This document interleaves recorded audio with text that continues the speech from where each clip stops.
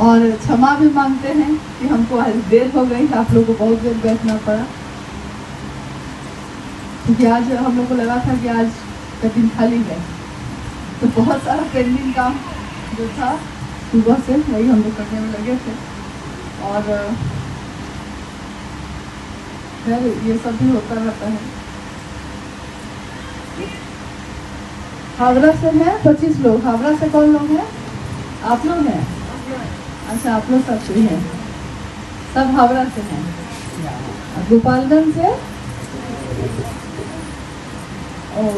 गुरबा लोग ही सिर्फ है, गुरबाई भी है।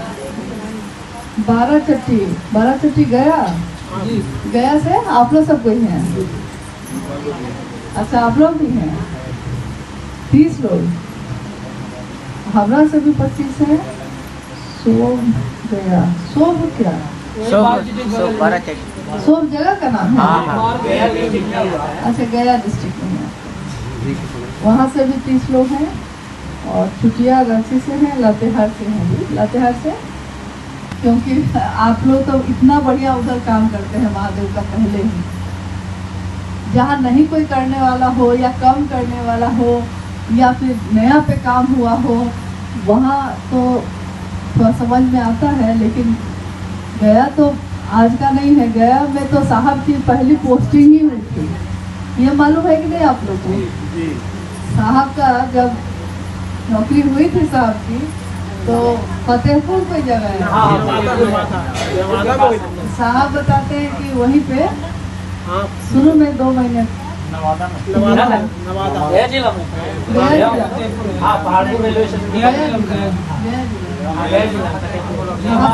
साहब बोले हैं कि गया जिला है तो गया जिला है। तो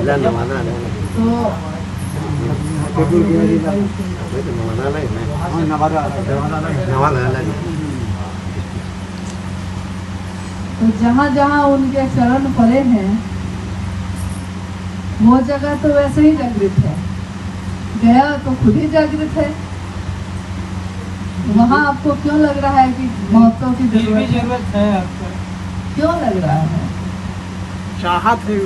मतलब हमको लगता है कि पिछले कुछ महीने में तो 2-3 कार्यक्रम हुए हैं वहाँ, 3-4 महीना पहले तक में तो हुआ है हर जगह।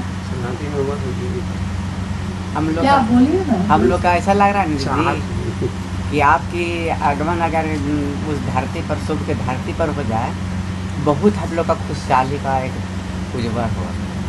हम लोग का बहुत आशा और विश्वास है कि साहिब की दया, दीदी माँ की दया से आपकी आगमन शुभ की धरती पर हो जाए तो हम लोग का गया जिला और बहुत खुशहाल के अपने शिष्या को, परिवार को मदद मिलेगा।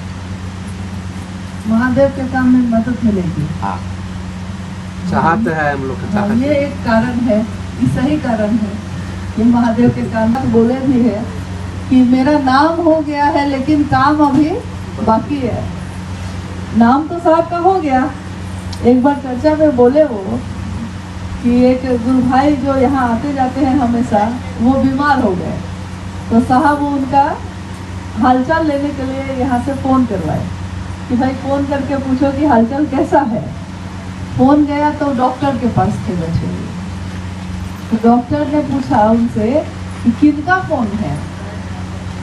वो उधर से जो बात कर रहे थे ना कि साहब को कहिए ऐसा है ऐसा है, तो वो पूछे डॉक्टर कि किसका फ़ोन है, तो ये बोले कि हम लोग के साहब है। वो इतना ही बोले, ना तो वो नाम बोले हरिंद्रानंद साहब है ये भी नहीं बोले, शिव चर्चा है ये भी नहीं बोले, बस वो इतना ही बोले कि हम लोग के साहब हैं, वो मेरी तबीयत पूछ रहे हैं, हालचाल पूछ रहे हैं। तो डॉक्टर बोले कि हरिंद्रानंद साहब की बात कर रहे हैं, तो बोले कि हाँ। तो डॉक्टर बोले कि जब साहब खुद जिसका हालचाल पूछ रहे हैं तब तो ठीक हो के रहेगा। तो ये खबर फिर साहब तक उन्होंने की। एक गुरु भाई को फ़ोन आया, वो साहब को बताए कि ऐसा ऐसा डॉक्टर बोले। तो साहब ने कहा, सुबह का समय था, वो साहब ने कहा कि यार मेरा नाम तो हो गया है, नाम हो गया है, मतलब कि दुनिया में भारत में कम से कम जहाँ भी जाइएगा तो जैसे ही शिव के गुरु स्वरूप की बात होती है या शिव की शिष्यता की बात होती है तो लोग कहते हैं कि साहब हरिनानंद जी की बात कर रहे हैं। कौन वाली शिव चर्चा? साहब हरिनानंद जी वाली, यही कहते हैं ना। तो उन्होंने कहा कि भाई नाम तो मेरा हो गया है लेकिन काम अभी बाकी है। तो लोगों ने पूछा कि काम बाकी है मतलब क्या? साहब ने कहा भीड़ तो इकट्ठी हो गई है लेकिन मैं चाहता हूँ कि जब आप कहीं से गुजरिए तो लोग कहते हैं, आज जब आप गुजरते हैं तो लोग कहते हैं कि शिव चर्चा वाले जा रहे हैं। मैं चाहता हूँ कि वो लोग आपको देख कर कहें कि शिव के शिष्य जा रहे हैं। इन दोनों में काफ़ी अंतर है, बहुत अंतर है। क्योंकि कोई शरीरधारी गुरु का शिष्य भी अगर उधर से गुजरता है तो लोग कहते हैं कि अमुक गुरु के शिष्य लोग जा रहे हैं या अमुक गुरु के शिष्य वहाँ आए हुए हैं। लेकिन जब शिव के शिष्य जाते हैं तो लोग ऐसा क्यों कहते हैं कि शिव चर्चा वाले आ रहे हैं? मैंने तो 3 सूत्र दिया है लेकिन आपकी पहचान दूसरे सूत्र से हो गई। पहले और तीसरे सूत्र का क्या हुआ? पहले और तीसरे सूत्र में तो सीधे अपने गुरु से संवाद स्थापित करना है और आप शिष्य के रूप में है, वो गुरु के रूप में है। तो साहब ने जो कहा है कि हम लोगों में शिव के शिष्यता तो उतर रही है, हालांकि पहले से तो माहौल बहुत ठीक हुआ है। पहले खूब शिकायत आती थी, 10-15 साल पहले तक में हर क्षेत्र की शिकायत आती थी, रोज, हाँ रोज कहीं ना कहीं से शिकायत आती थी। अमुक गुरु भाई ने ऐसा किया, अमुक गुरु बहन ने ऐसा किया। लेकिन आप खुद देखते होंगे कि अब ऐसा बहुत कम है, बहुत कम। मतलब धीरे धीरे लोगों का मन शांत हो गया, शांत हो गया इस मामले में कि उनको समझ में आ गया, हम लोग समझ गए कि गुरु शिव हैं और ठीक करना भी किसी को उन्हीं के बस की बात है। हम लोग जो कोशिश करने लगते हैं कि हम ठीक कर लेंगे तो ये नहीं हो पाता है। हम लोग से ठीक होने वाला मामला नहीं है, ये महादेव से ही ठीक होने वाला मामला है। हम समझा सकते हैं, प्रेरित कर सकते हैं, लेकिन ठीक नहीं कर सकते हैं। वो गुरु शिव हैं, वही करेंगे।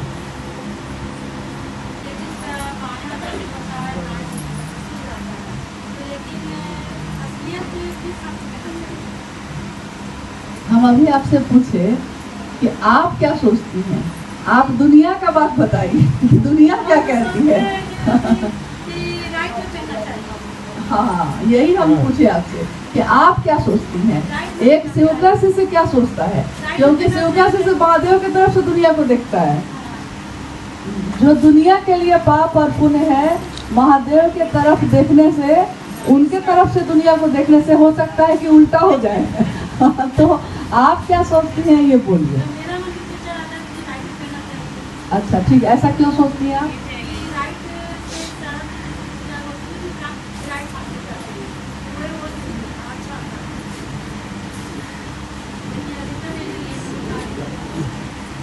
हाँ ठीक, अब हम मेरी जिज्ञासा है कि महादेव गुरु है। कोई भी गुरु जब होता है, कोई एक मास्टर भी जो पढ़ाता है बच्चों को, उसको विद्यार्थी से मतलब होता है कि विद्यार्थी औरत है कि मर्द है, इससे मतलब होता है, विद्यार्थी से मतलब होता है।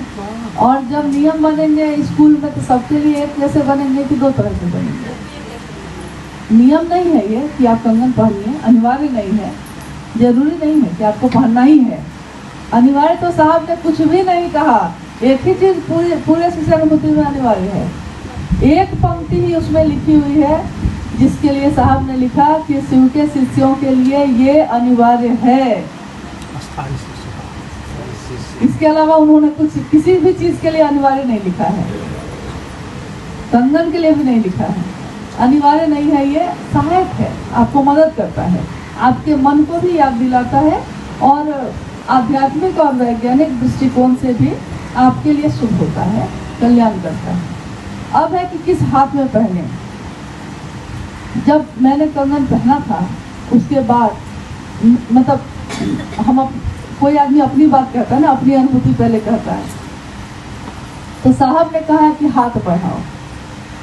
मेरा बचपन से ये स्वभाव रहा है कि हम हमेशा दाहिना हाथ बढ़ाते हैं। तो मैंने बढ़ाया दाहिना हाथ, उन्होंने दाहिने हाथ में कंगन बांध लिया। एक बार भी नहीं कहा, लेकिन बाद में यहीं पे हुए 373 में रहते थे हम लोग। बाद में जब कुछ लोग आते थे, गुरु भाई गुरु बहन, तो हम खुद गौर से देखते थे कि कोई बाएं में पहना है, कोई दाहिने में पहना है। तो मेरे मन में ये जिज्ञासा हुई थी कि किस में पहनना चाहिए।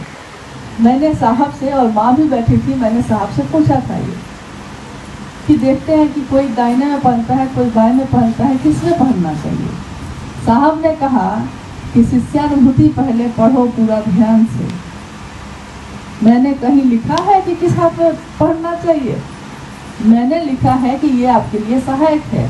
कलाइयाँ दोनों आपकी अपनी हैं, आपकी मर्जी, आप जिसमें पहनिए। किसी की तो दोनों कलाई भी नहीं होती है, वो शिव का शिष्य है कि नहीं है? तो कलाइयाँ आपको शिव का शिष्य नहीं बनाएंगी, किस हाथ में पहनना है ये नहीं बनाएंगी, आपका मन आपको शिव शिष्य बनाएगा। तो मेरा मन समझ गया कि हाँ, इससे कोई फर्क नहीं पड़ता कि आप किस हाथ में पहनते हैं। हाँ, आप चूंकि दुनिया में जो काम करते हैं वो जाकर काम दाहिने हाथ से करते हैं, बाएं हाथ से भी करते हैं, दोनों हाथ आपके हैं, आपकी मर्जी। और शुद्ध अशुद्ध आप ही का हाथ है, आप ही के शरीर से जुड़ा हुआ है। अगर एक अशुद्ध हो जाएगा और दूसरा शुद्ध हो जाएगा तो आधा आधा शरीर भी करना पड़ेगा। जैसे जैसे तारीख बदल रही है, सारी स्मृति जो है फिर से वैसे ही ताजी हो रही है। पिछले वर्ष इस बार हम लोग साहब के साथ सशरीर बैठे थे, और आज उनकी जो ऊर्जा है उसके साथ चल रहे हैं।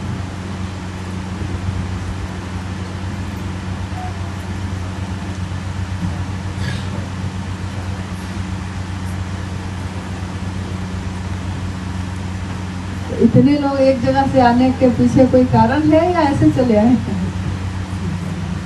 गया से कारण है।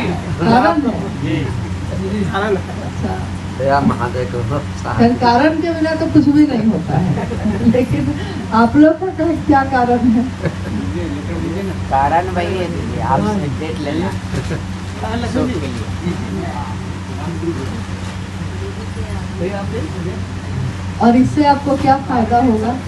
फायदा होगा, मतलब कोई भी काम हम लोग करते हैं तो उसके पीछे हम, तो उसमें जिज्ञासा आती थी, लेकिन जिज्ञासा में क्या रहता था? ये रहता था कि हाँ, शिव समस्त विसंगतियों में संगति की स्थापना है। कैसे? शिव भाव के शिखर की तलहटी में आके समस्त संकेताएं तिरोहित हो जाती हैं। ये कैसे? जिज्ञासा ये होती थी। लेकिन अभी क्या हो गया है कि कुछ जगहों पे ऐसा हो गया है, संख्या बहुत बढ़ गई, लेकिन उसके साथ साथ साहब ने लिखा है, अपनी किताब में भी लिखा है कि जब नदी का प्रवाह, किसी भी नदी का प्रवाह, यानी नदी जब पहाड़ से नीचे उतरती है, तो जब उतरती है उस समय उसका पानी एकदम शुद्ध होता है। धारा पतली होती है लेकिन पानी एकदम शुद्ध होता है। जैसे गंगा नदी की गंगोत्री के पास आप जाइए तो वहाँ गंगोत्री का पानी एकदम शीशा की तरह आर पार दिखता है, इतना शुद्ध है। लेकिन जैसे जैसे गंगा नीचे की तरफ बढ़ी है, रास्ते की गंदगियां भी उसमें शामिल हुई है। मतलब गंगा का विस्तार भी होता गया है और उसमें गंदगी भी शामिल होती गई है। नतीजा ये हुआ है कि नदी गहरी होती गई है, पानी बढ़ता गया है, लेकिन साथ में गंदगी भी शामिल हुई है। गंगोत्री के पास गंदगी नहीं है, जहाँ से चली थी वहां से नहीं है। साहब ने कहा कि शिव की शिष्यता की मूल धारा जहाँ से चली वहाँ बिल्कुल ही वो शुद्ध है, वहाँ कोई चीज उसमें शामिल नहीं की गई है, हुई भी नहीं है। लेकिन जैसे जैसे दुनिया में इसका विस्तार हुआ, दुनिया में यानी कि एक एक व्यक्ति में जब शिव शिष्यता का विस्तार हुआ, लोगों की भीड़ बढ़ती गई, भीड़ बढ़ती गई तो थोड़ा हंगामा भी बढ़ता गया। बहुत परिवार में सदस्य बढ़ते हैं तो धीरे धीरे हल्ला भी बढ़ता है। लोग नहीं कहते हैं कि अरे परिवार में 10 आदमी हैं तो बर्तन तो बजेगा ही, झनमनाएगा ही। वही हाल हो गया। इस विशेषता में ये विस्तार भी पाती गई है, लेकिन साहब ने कहा कि लेकिन लोगों को ये याद रखना चाहिए कि शिव की शिष्यता की जो जलधारा है वो पावन है। पावन, पावन शब्द का उपयोग उन्होंने किया है। पावन का अर्थ होता है कि जो कभी भी अपवित्र नहीं होगा। गंगा की नदी का पानी कितना भी गंदा आपको दिखता हो, लेकिन वो पावन ही कहलाता है और पूजा में उसका प्रयोग होता है। नहीं, पूजा में लोग उससे शुद्ध होते हैं, लेकिन वो पानी अशुद्ध नहीं होता, वो अपवित्र नहीं होता। वही साहब ने लिखा है कि शिव की शिष्यता की मूल धारा जो पावन है, रास्ते की लाख गंदगियां उसमें शामिल होती गई हैं, लेकिन हमको आपको याद रखना होगा कि पावन हमेशा पावन ही होता है। लाख कुप्रयास के बाद भी वो अपवित्र नहीं होगा। तो उसमें गंदगियां जैसे क्या, मूल धारा तो है शिव की शिष्यता का मूल, यानी कि जो मुख्य धारा है वो सीधे बढ़ती है शिव की तरफ, महादेव की तरफ। लेकिन रास्ते में जो कुछ कुछ आती है गंदगी और फिर हटती जाती है, फिर आती है, फिर हटती जाती है, वो क्या है? ये सारी चीजें जो हमको आपको बाधित करती है वो सब उसी में आती है। मतलब कि शिव शिष्यता का अगर हम व्यापार बनाते हैं, व्यापार का अर्थ हो गया कि हम अपने बेटे का व्यापार नहीं करते, जिसको अपना समझते हैं उसका व्यापार नहीं करते हैं, अपने बच्चे का, अपने पति का, अपने परिवार का व्यापार नहीं करते हैं, लेकिन अपने गुरु का करते हैं। साहब के दुखी होने